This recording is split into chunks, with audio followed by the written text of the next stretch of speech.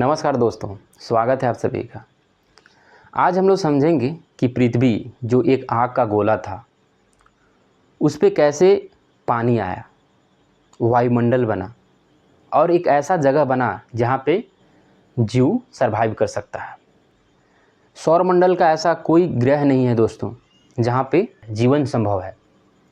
तो आइए समझते हैं कि ऐसा क्या हुआ था जिसकी वजह से ये चेंजेज हुआ। इससे पहले हम लोग जान चुके हैं कि सौर निहारिका था, सुपरनोवा विस्फोट से जो धूल डस्ट गैसें थीं उसकी वजह से एक घूमता हुआ बादल था और उसमें हलचल हो गया। बगल का किसी तारा का सुपरनोवा विस्फोट हुआ था, उसके वजह से धीरे धीरे वो घूमने लगी। जैसे घूमने लगी तो उसका आकार छोटा होने लगा, एक जगह जमा होने लगा। जैसे जमा होने लगा तो और स्पीड बढ़ गई उसका। इस प्रकार क्या हुआ, एक डिस्क का निर्माण हुआ और बीच में सूर्य मेरा बना। और बाकी जो धूल डस्ट बाहर में थी 99.8% का क्या बन गया, सूर्य बन गया। और बाकी 0.2% का क्या, बाकी सारा ग्रह बने। वो भी जहाँ ज़्यादा घना झुंड था वहाँ पे धीरे धीरे गैसें धूल कलेक्ट हुई और बाद में फिर ग्रह का रूप ले ली। उसी तरह मेरा पृथ्वी बना। लेकिन पृथ्वी आग का गोला था। अब समझते हैं कि आग का गोला कैसे इतना खूबसूरत ग्रह के रूप में चेंज हुआ। सबसे बड़ा सवाल तो यही है कि ये आग का गोला क्यों थी, इसमें हाइड्रोजन का फ्यूजन क्यों नहीं हुआ, ये सूर्य का रूप क्यों नहीं ली, बाकी ग्रह सूर्य क्यों नहीं बने। दोस्तों, जैसा कि मैं बताया कि सूर्य बहुत बड़ा है ये सब ग्रहों की अपेक्षा। आप सोच रहे हैं 99.8% का केवल सूर्य बना है और बाकी 0.2% में ये ग्रह बने हैं, 8 ग्रह बने हैं। बहुत छोटा था और उसका भी 8 टुकड़ा हुआ है, 0.2% का भी। तो इसमें इतना ज़्यादा गुरुत्वाकर्षण बल ही नहीं लग पाया, इतना ज़्यादा अंदर में टेम्परेचर ही नहीं जनरेट हो पाया कि ये हाइड्रोजन को फ्यूज कर पाते, इसलिए सूर्य नहीं बने। बात यह है कि ये आग का गोला क्यों बने।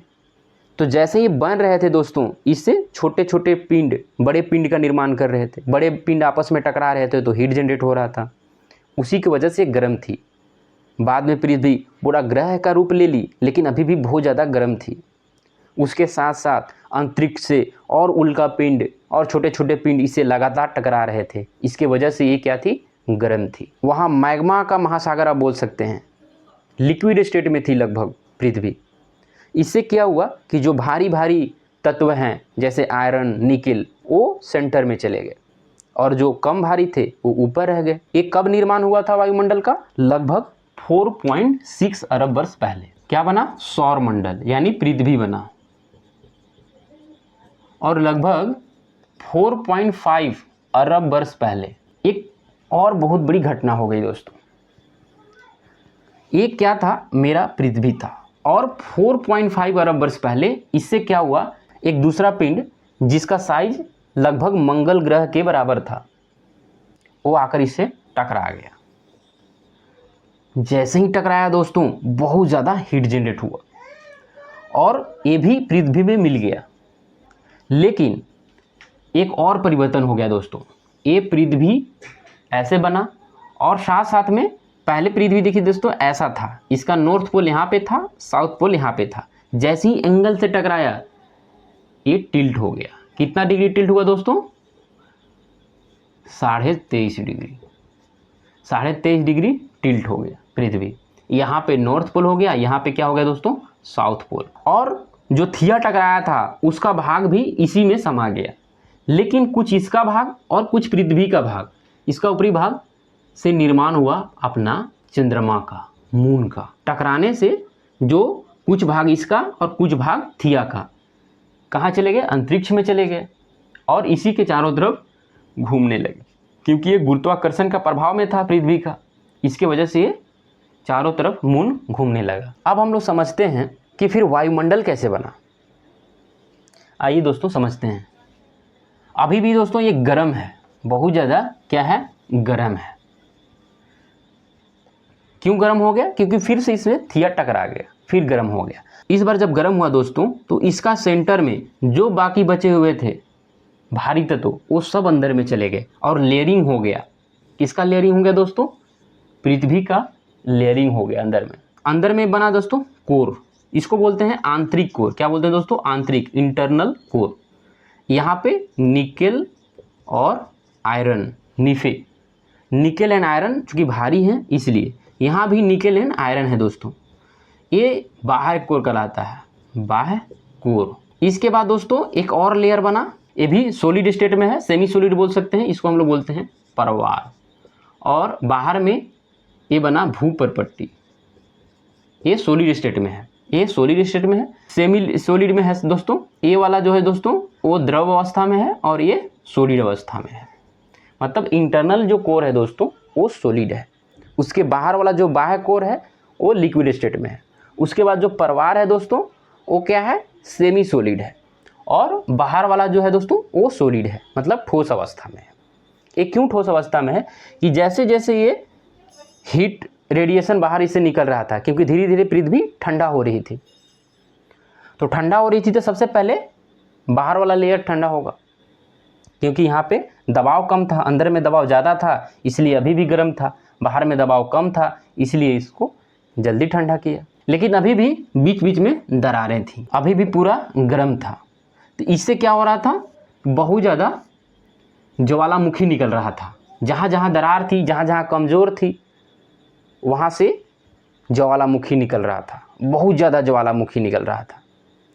अब जब ज्वालामुखी निकल रहा था तो इससे मैग्मा बाहर आ रही थी, बाहर निकलने के बाद लावा बन जा रही थी, फिर ये सॉलिड होकर भूपरपट्टी का निर्माण कर रही थी। और इसके साथ साथ दोस्तों कुछ गैसें निकल रही थी, वो गैस थी जलवाष्प।